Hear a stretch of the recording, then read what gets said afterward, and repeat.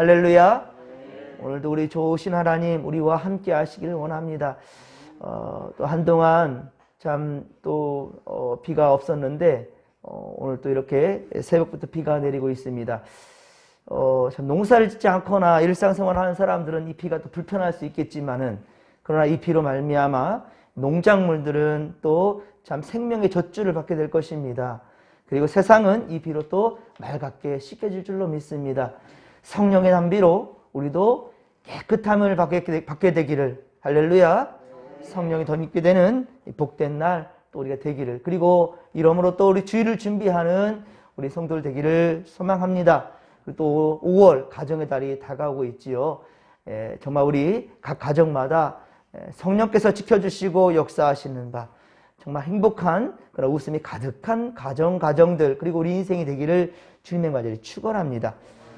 자, 이 시간도 예수님의 부활이 곧 우리의 천국 소망이며 삶의 힘과 그리고 능력이 됨을 잊지 마시고, 진실로 하나님이 예배하시는, 영과 진리로 예배하는 예배자들이 되기를, 참된 예배자들이 되기를 주님의 말이 축원합니다. 여러분, 제가 여자로 보입니까? 남자로 보입니까? 예? 제 얼굴이 호남형입니까? 비호감입니까?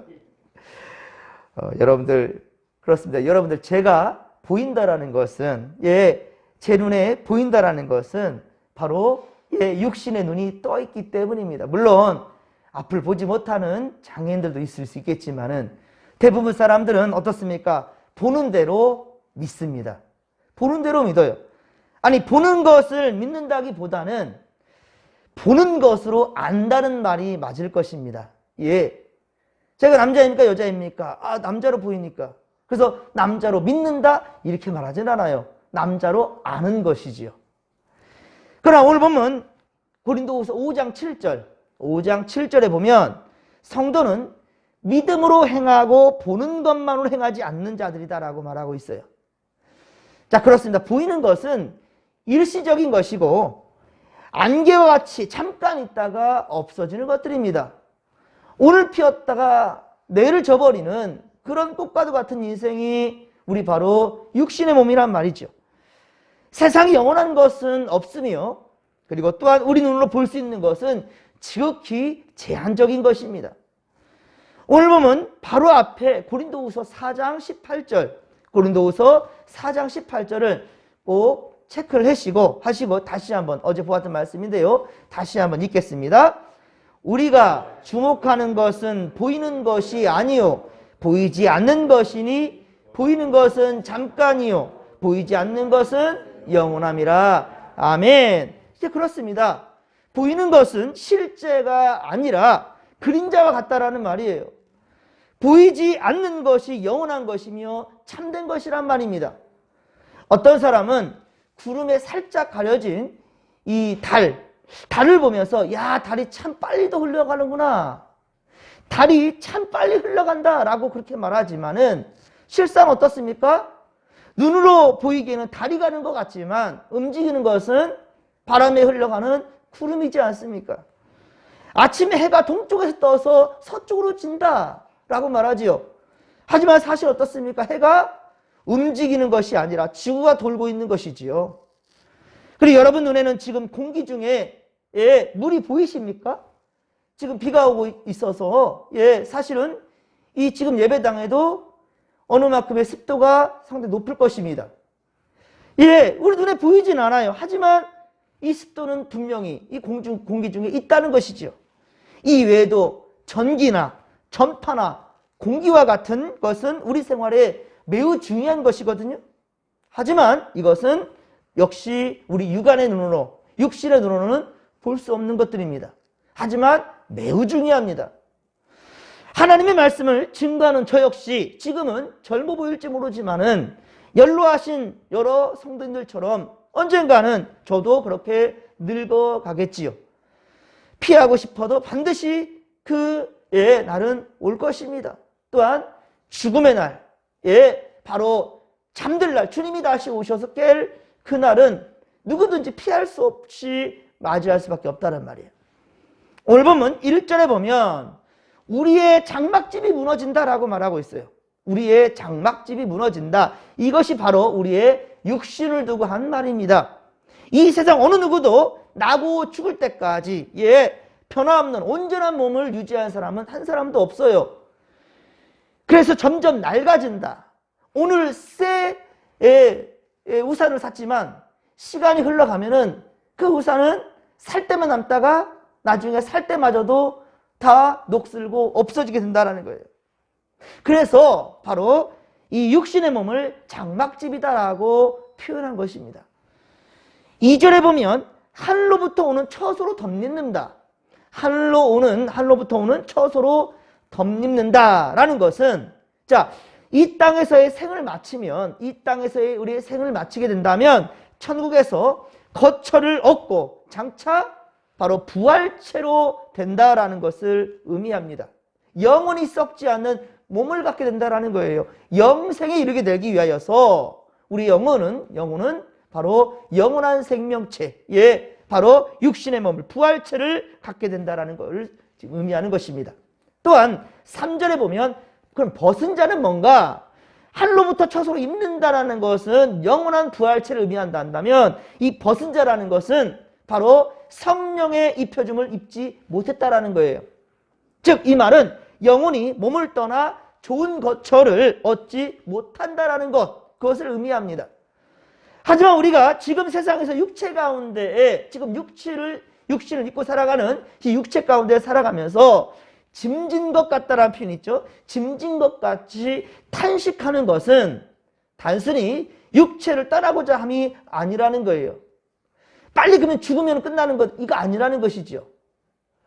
또한 현실의 삶이 고통스러워 단지 죽음을 구하는 것도 아니란 말입니다. 그러니까 우리는 이 땅에 살아가면서 생사화복을 주관하시는 분은 하나님이셔요.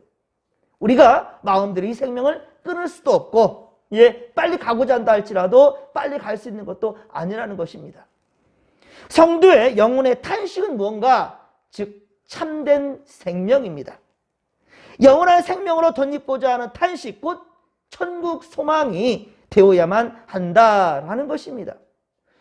여러분, 이 사도행전에 보면 7명의 초대 집사님들이 세워졌지만 여러분들 누구를 기억하십니까? 제일 빨리 죽은 사람은, 제일 빨리 그렇게 돌맞아 죽음으로 잠든 사람은 스데반 집사님이에요.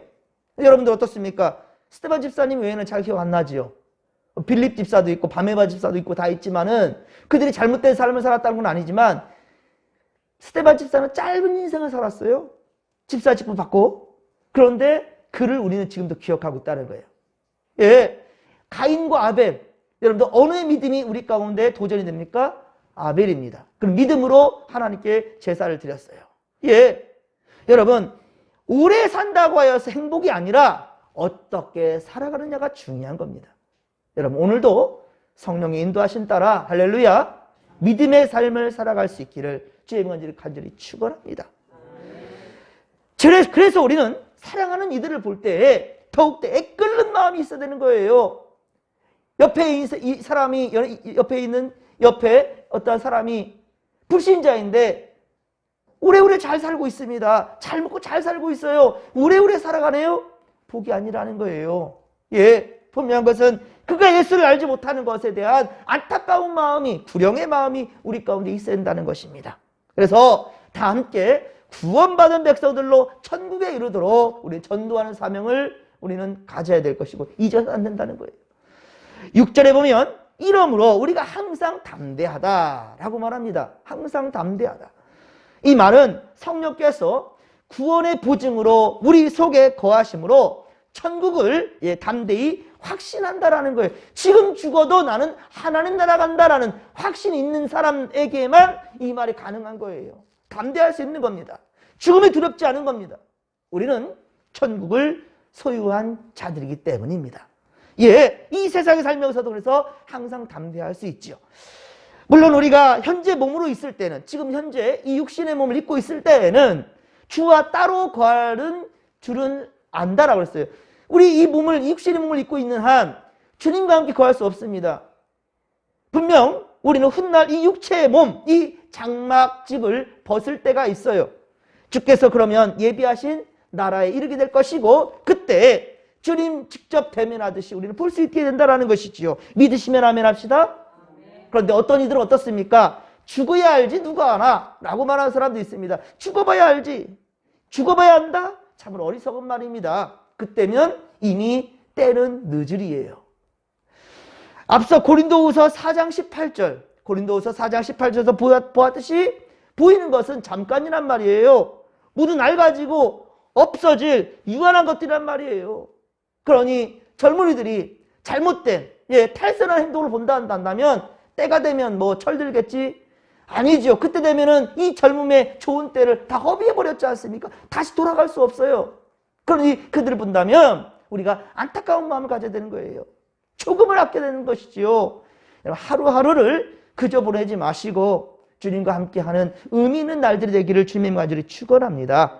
예, 그러므로 우리는 7절의 말씀처럼 자 어떻게 합니까? 무엇으로 행해요? 믿음으로 행하고 보이는 것으로 행하지 않는다라는 거예요. 보는 것으로 행치 않는다라는 거예요. 예, 믿음으로 행한다는 거죠. 믿음으로.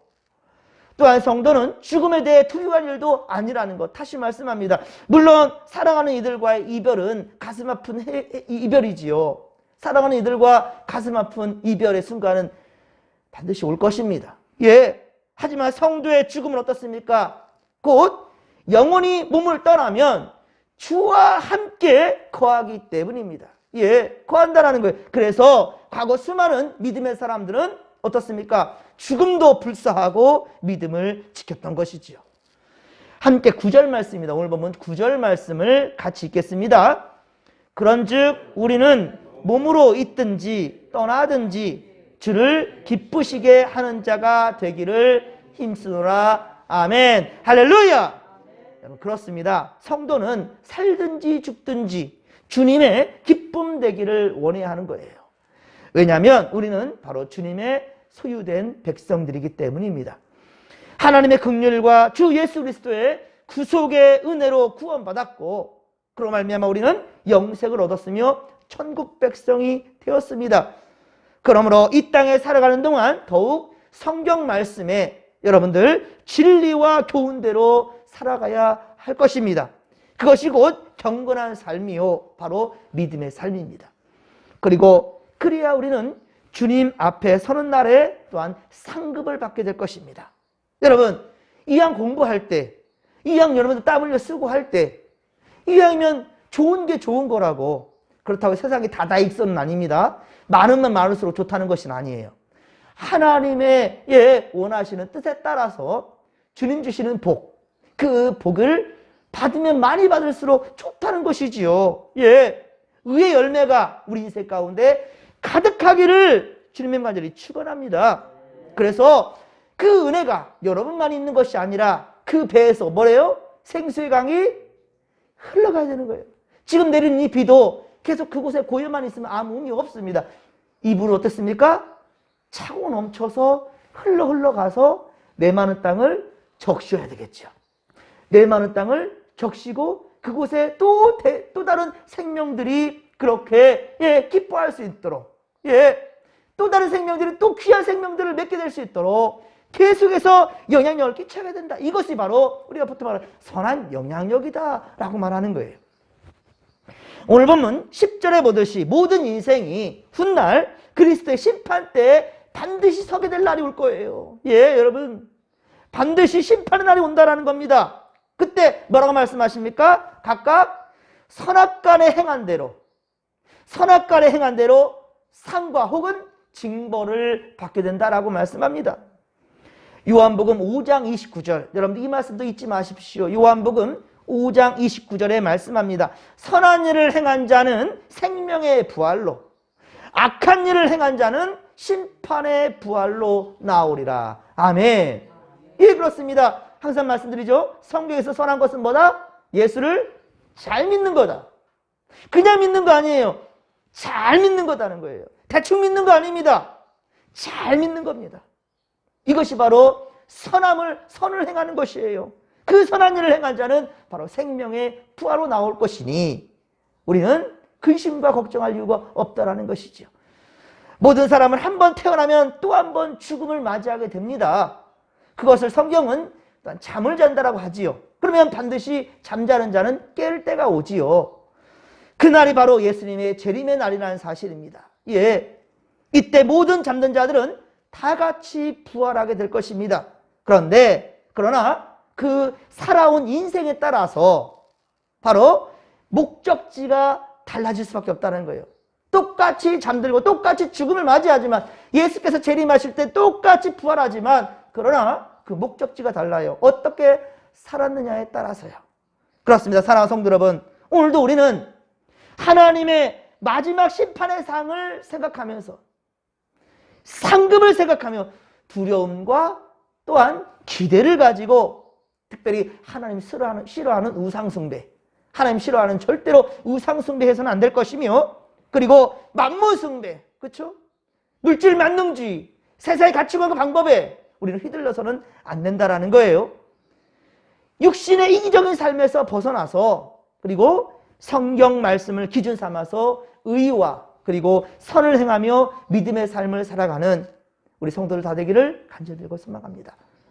악한 영들은요, 그러나 끊임없이 우리를 공격할 것입니다. 예, 택함 받은 자들도 어떻게든 무너뜨리려고 그렇게 호시탐탐 노릴 것입니다. 노리고 있습니다. 우는 사자처럼 그렇게 삼킬 자를 찾고 있어요.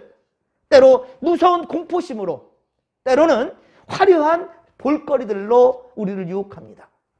그러므로 사랑하는 성도 여러분, 눈에 보이는 대로 다 믿지 마시고 눈에 보이는 대로 판단하지 마시고 생명의 말씀인 성경을 통하여서 또한 우리 눈에는 보이진 않지만 우리 안에 역사하시는, 우리를 이끌어 가시는 바로 성령님의 그 세미한 음성 소리에 귀를 기울이시고 주시는 말씀 따라 살아갈 수 있기를 주님의 간절히 축원합니다.